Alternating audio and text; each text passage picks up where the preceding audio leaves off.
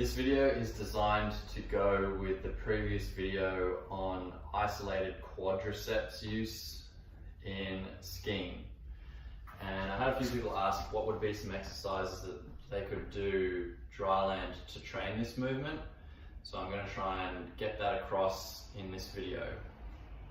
So what I was talking about previously was getting people aware of using their quadriceps, which extend the knee or take it from being bent to being straighter, as opposed to using hip extension and the glutes, hamstrings to extend the knee via the hip extending first. So hopefully you can get your head around that.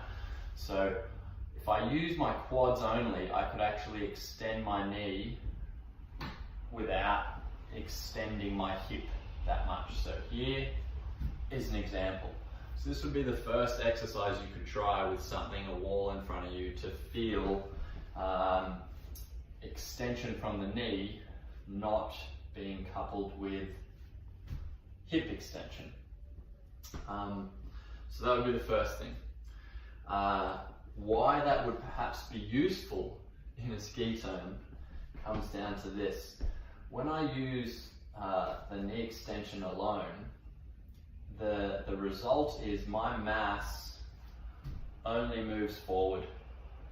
And if I do it to the point where I don't fall over, so right here, what I start feeling is an increase in tension through my calf and my Achilles and under the soles of my feet. So I've created some leverage through moving my center of mass forward through the ankle joint, which would help me load up or apply more pressure towards the forebody, the front half of the ski.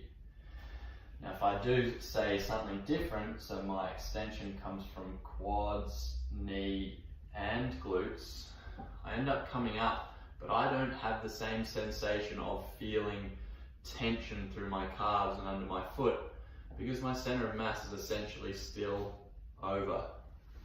If I keep the flexion from the previous turn and now extend, the result is now this isometric tension created through the back half of my legs from my center of mass being pitched forward.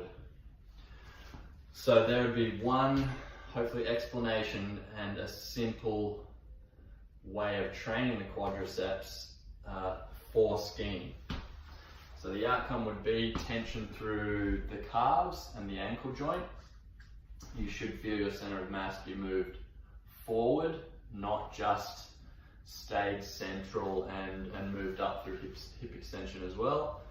So that would be one. And then the second thing I would say you could work on, because that would be more a turn initiation type movement, would be an isometric contraction of the quads with your leg out to the side, which would give you the feeling of being able to hold resistance or hold this leg long, the outside leg long, while still being able to mobilize it. So extension, mobility in the hip joint. Extension, mobility in the hip joint. So there would be two simple ways. It really comes down to actually you being aware of what you're doing and thinking about what is it I want to achieve with the training. Because when you do squats, you're going to be training the quadriceps, the glutes, the hamstrings, a whole bunch of stuff. But a squat, as opposed to in skiing, is just meant to take weight from down low and push it up higher. Where in skiing, we're not really trying to do that. There's more an importance on moving mass forward and back to find a really sweet spot along the ski to make it work. So there's maybe the mindset you need to think about to help get your head around this. So all the quadriceps exercises you can do are great, but then when you use it in isolation, the goal is to help move some mass. Hope that helps. Thanks.